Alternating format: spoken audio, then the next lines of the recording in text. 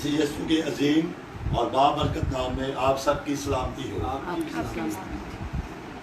मकाशिफा पहला बाब उसकी 3 आयत में बड़ी दफ़ा मैंने पूछा है, किसी को पता क्या लिखा हुआ है? नबूवत की किताब का पढ़ने वाला और इसके सुनने वाले और इस पर अमल करने वाले मुबारक है, क्योंकि वक्त नज़दीक। आमीन। और खुदावंद कि आप मुबारक लोग हैं, क्योंकि आप खुदावंद के नाम को बढ़ाते हैं, उसके लिए इकट्ठे होते हैं, तो एक दूसरे से शेयर करें कि हम खुदावंद के मुबारक लोग हैं। आप खुदा के मुबारक लोग हैं। आए एक में सब हवाला निकालेंगे और आज का जो हमारा टॉपिक है, जो हमारा ईमान है, वो है कि खुदावंद अपना भेद अपने बंदों पर आश्कारा करता है। ये हमारा टॉपिक है। खुदावंद के भेद जो हैं वो खुदावंद अपने बंदों पर आश्कारा करता है। ये हम सीखेंगे आज खुदावंद मुकद्दस में से। आमोस 3 बाब उसकी 7 आयत देखेंगे, एक आयत देखेंगे। आमोस 3 बाब 7 आयत। दोनों लाइट कर दे। आमोस 3 बाब लाइट कर 7 आयत।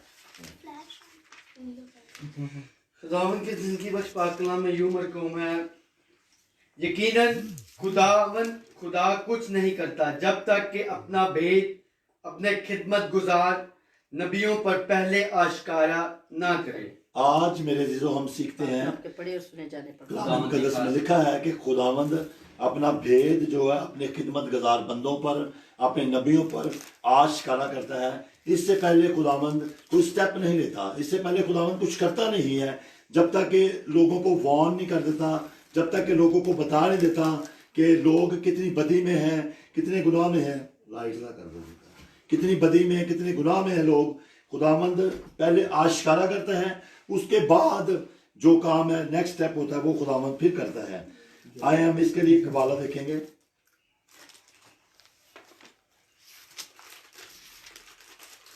पैदाइश 6 बाब उसकी 12 आयत देखेंगे। पैदाइश 6 बाब। खुदावंद के पाक कलाम से हमारे लिए तिलावत। और खुदा ने जमीन पर नजर की और देखा कि वो नाराज हो गई है, क्योंकि हर बशर ने जमीन पर अपना तरीका बिगाड़ लिया था। आगे। और खुदा ने नूह से कहा कि तमाम बशर का खात्मा मेरे सामने आ पहुंचा है, क्योंकि उनके सबब से जमीन जुल्म से भर गई। सो देख मैं जमीन समेत उनको हलाक करूंगा। Praise hallelujah. अपने बंदा नूह पर खुदावंद ये भेद आश्कारा करता है कि देख इनकी बदी मेरे हुजूर पहुंच गई है और मैं दुनिया को बनाने से मालूल हूं, मैं डिस्टर्ब हूं कि मैंने इंसान को क्यों बनाया। इंसान ने अपना जमीन पर तरीकाकार बिगाड़ लिया है। खुदावंद ने इंसान को तरीका दिया था कि तू मेरी इबादत करना, तब मैं तेरे रोटी पानी पे बरकत दूंगा और तेरे बीच से बीमारी को दूर करूंगा।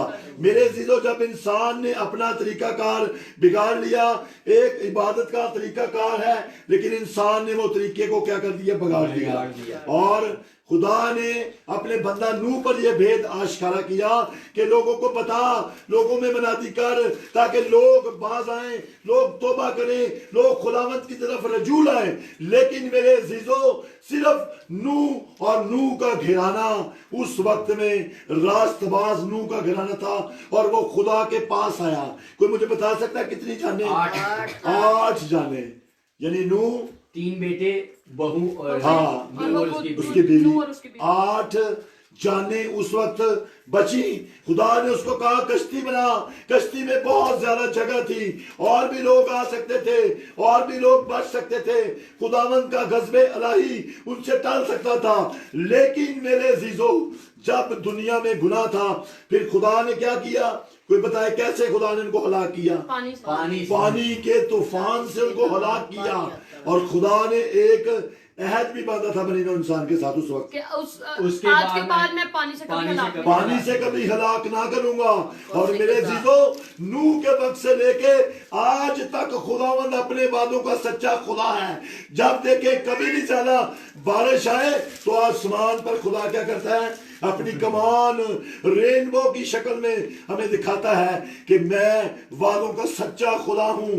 हम बेवफा हो जाएं तो हो जाएं, लेकिन खुदावंद अपने वादों का सच्चा खुदा है। वो हमसे कभी भी जुदा नहीं होता, उसके सारे वादे हाँ के साथ हैं। हमें उसकी इबादत और उसकी बंदगी करने की जरूरत है। उसने इंसान को तख्लीक इसलिए किया था कि वो मेरी इबादत करे, लेकिन लोगों ने तरीकाकार बगाड़ दिया और बुतों की पूजा करते थे और बुरे कामों में, घिनौने कामों में चले गए। लेकिन नूह की बात उन्होंने ना मानी और नूह का घराना सिर्फ इसमें सेव हुआ। एक और वाला हम देखते हैं, यूना पहला बाप। यूना के यूना यूना यूना पहला बाप एक खुदावंद का खुदा के कलाम कलाम बिन यूना दाऊद उसको मत्ती पर पढ़ने नाजिल हुआ कि उठ उस बड़े शहर नैनवा को जा और उसके खिलाफ मुनादी कर, क्योंकि उनकी शरारत मेरे हुजूर पहुंची है। लेकिन यूना खुदावंद के हुजूर से तरसीस को भागा और याफा में पहुंचा और वहां उसे तरसीस को जाने वाला जहाज मिला और वो किराया देकर उसमें सवार हुआ ताकि खुदावंद के हुजूर से तरसीस को अहले जहाज के साथ जाए। लेकिन खुदावंद ने समुद्र पर बड़ी आंधी भेजी और समुद्र में सख्त तूफान बरपा हुआ और अंदेशा था कि जहाज तबाह हो जाए। तब मिला हरासा हुए और हर एक ने अपने देवता को पुकारा और वो अजनास जो जहाज में थी समुद्र में डाल दी ताकि उसे हलाक करें। लेकिन यूना जहाज के अंदर पड़ा सो रहा था। आमीन। खुदा के पाक कलाम के पढ़े जाने पर उसकी बरकत हो। मेरे अजीजों, इसमें हम देखते हैं कि खुदावंद अपना भेद किस पर आश्कारा कर रहा है? यूना पर आश्कारा कर रहा है। यूना को कह रहा है, लेकिन यूना ने क्या किया? खुदा की नाफरमानी कर दी। खुदावंद उसको नैनवा में भेजता है, जहां पर नबियों की, बंदों की, पैगंबरों की जरूरत है, वहां पर खुदा भेजता है, एग्जैक्ट टाइम पर भेजता है। लेकिन खुदा के बंदे क्या करते हैं? वहां नहीं जाते। जैसे यूना नहीं गया, यूना नैनवा को छोड़कर तरसीस की तरफ गया, लेकिन खुदावंद उसको बताता है, खुदावंद उसको सिखलाता है, खुदावंद एक मछली को मुकर्रर कर देता है। खुदावंद उसको बता देता है कि ये मेरा बंदा आ रहा है, इसको तू अपने पेट में रखना। मेरे अजीजों, जब वो वक्त पीरियड टाइम पूरा होता है तो मछली उसको उगल देती है और फिर क्या होता है?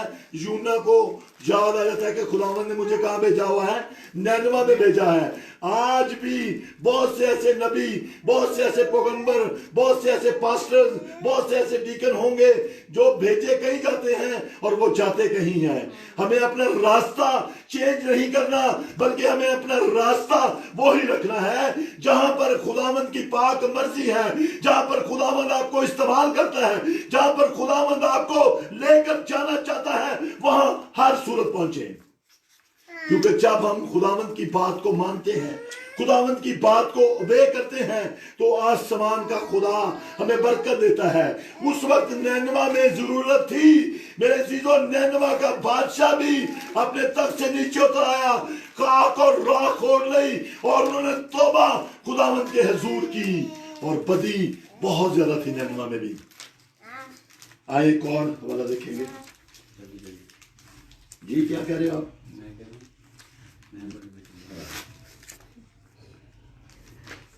पैदाइश 18 बात देखें, इसमें हमें इब्राहिम का जिक्र मिलेगा। कौन सी आई?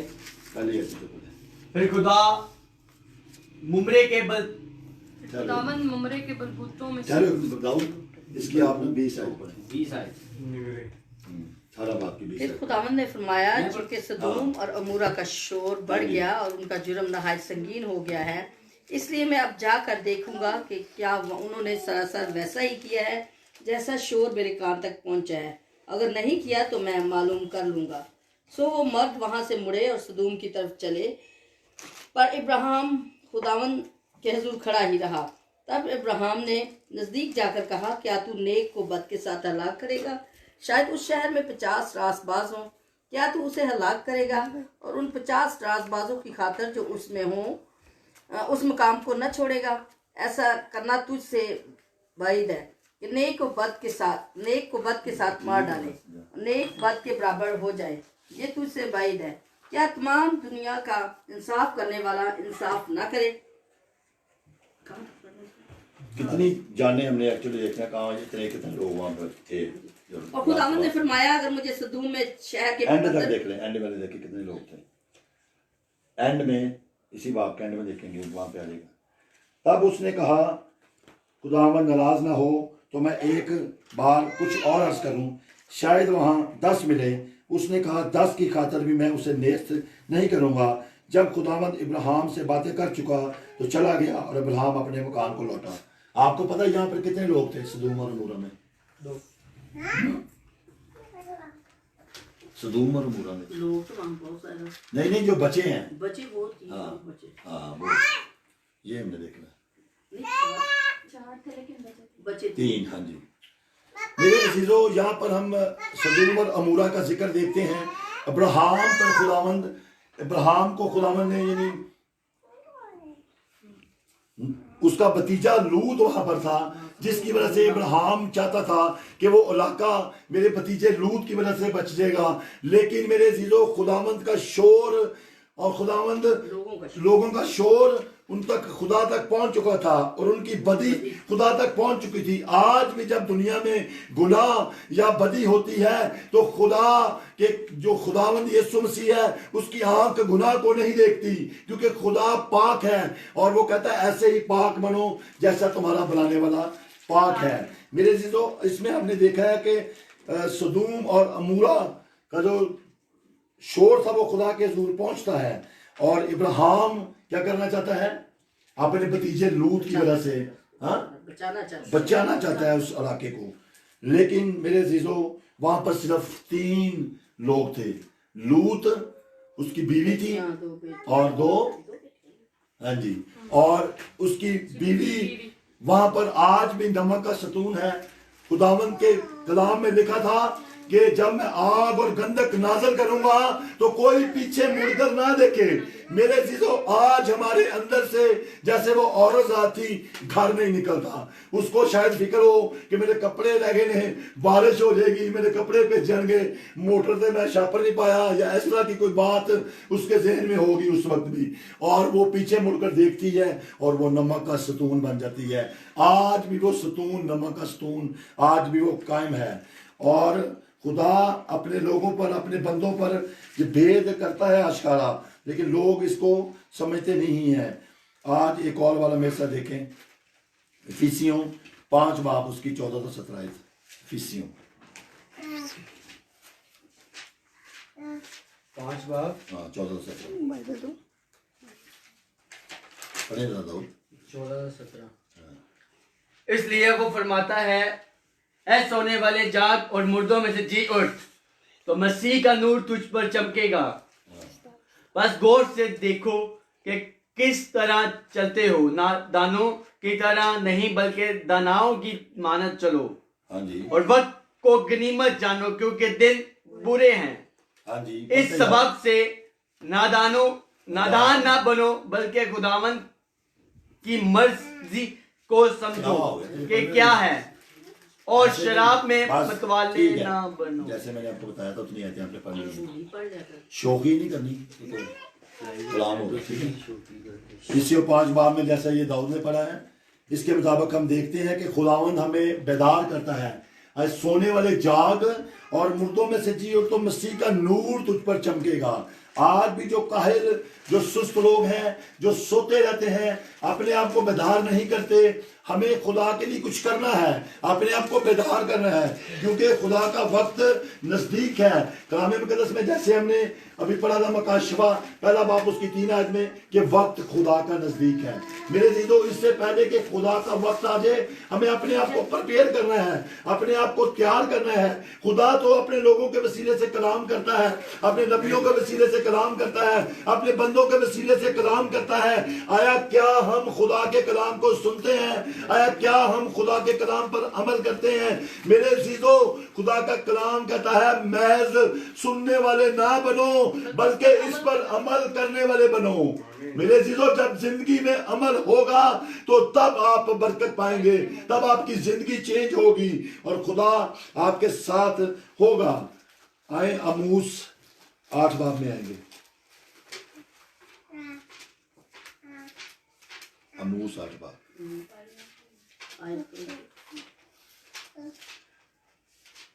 देखिए मैंने निकाले नहीं 8 बार 18 थी 16 जो निकाले फिर मैं बताऊंगा आपको। यहाँ पे कलाम का काल पड़ेगा। हाँ ये जो सामरिया उसको बताया छानी में पड़ेगी। छानी पाली जो वाला निकाला 8 बार 8 बाब है। 14 है सिर्फ इसकी। हाँ 14 है पढ़ना फिर।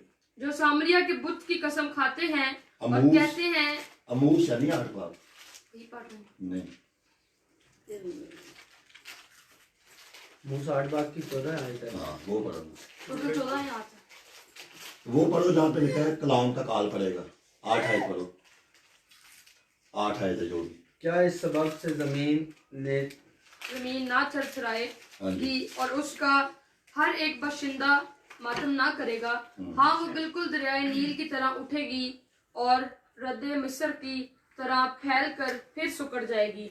और खुदावन खुदा फरमाता है उस रोज आफताब दोपहर ही को गुरूब हो जाएगा और मैं रोजे रोशनी ही में जमीन को तारीक कर दूंगा। तुम्हारी ईदों को मातम से और तुम्हारे नगमों को नोहों से बदल दूंगा और हर एक की कमर पर टाट बंधवाऊंगा और हर एक के सर पर चंद लापन भेजूंगा और एक वक्त ऐसा आएगा। मातम बर्पा ठीक है करूंगा। शमी, ठीक है। एक वक्त आएगा खुदावंद हमें बताता है कि कलाम का काल पड़ जाएगा, कलाम उठा लिया जाएगा और हसीन दुशीज़ाएं और जवान मर्द प्यास से बेताब होंगे। खुदावंद कहता है कलाम का काल होगा, ना कि रोटी पानी का कैद होगा, ना पानी का होगा ना रोटी का होगा, लेकिन कलाम का कैद खुदा कहता मैं डाल दूंगा और लोग ढूंढेंगे कलाम को, तरसेंगे, लेकिन कलाम मिलेगा नहीं।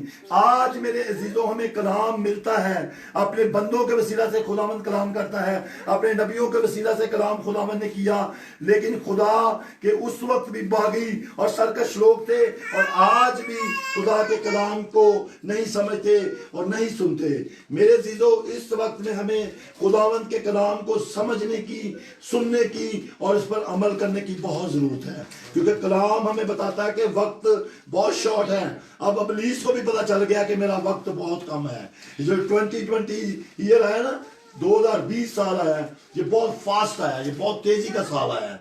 कुछ लोग हम देखते हैं नेट पे कह रहे हैं कि खुदावंद ये साल जो इस तरह का आया है इसमें बहुत ज्यादा बीमारियां हैं, इसमें बहुत ज्यादा कुछ और है, इसको इंस्टॉल करो, खुदावंद यीशु मसीह दोबारा इसको भेजो इस साल को और सही करके भेजो। मैंने ये सुना नेट पे, आजकल भी मैं न्यूज सुन रहा हूं। लेकिन मेरे चीजों क्या हम इस न्यूज को सुनने के बजाय ये नहीं सोचते कि खुदा तो अपने बंदों के वसीला से कलाम करता है, खुदा तो अपने लोगों के वसीला से बोलता है, अपने खादमीन के वसीला से खुदा ने नूह पर भेद आशकारा किया, खुदा अपने बंदों पर भेद आशकारा करता है, खुदा बताता है कि मैं ये काम करने वाला हूं। लेकिन क्या खुदावंद को तो हम कहते हैं कि साल को दोबारा रीइंस्टॉल करके तो फिर खुदा भेज। क्या हम अपनी जिंदगियों को चेक करते हैं? क्या हम अपने दिलों को देखते हैं? खुदा तो दिलों पर नजर करता है। खुदा कहता तू मां के पेट में बेतरतीब मादा था, मैं तुझे जब से जानता हूं। आज मैं अपने दिलों की गंदगी को, दिलों की कदूरत को, आप और बहुत से इंसान के अंदर वायरस पाए जाते हैं, हसद, गुस्सा, बदगोई, जरदोस्त, शेखी। दूसरे तिमोथियस में जब हम देखते हैं तो ये सारी बातें आपको मिलेंगी कि आखिर जमाना में ये काम होंगे।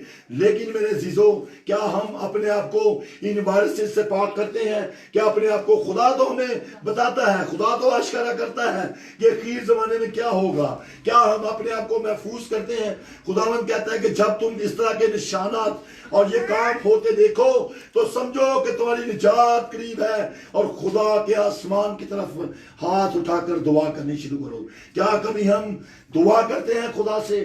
क्या हम खुदा से मांगते हैं? क्या हम घुटनों के बाल होते हैं? क्या हम झुकते हैं? क्या हम अपने आप को खाली करते हैं? क्या हम अपने आप को सरेंडर करते हैं? खुदा तो बताता है, लेकिन हम क्या करते हैं? उसके वजह अपना रास्ता, अपना ट्रैक चेंज करते हैं। जब हम एक ट्रैक पर जहां पर खुदा लेकर आना चाहता है आ जाएंगे तो खुदा हमें तमाम बदी से, तमाम रास्ते से पाक करेगा और हमें बरकत देगा। खुदावंद आज के पाक कलाम से आप सबको बरकत बख्शे।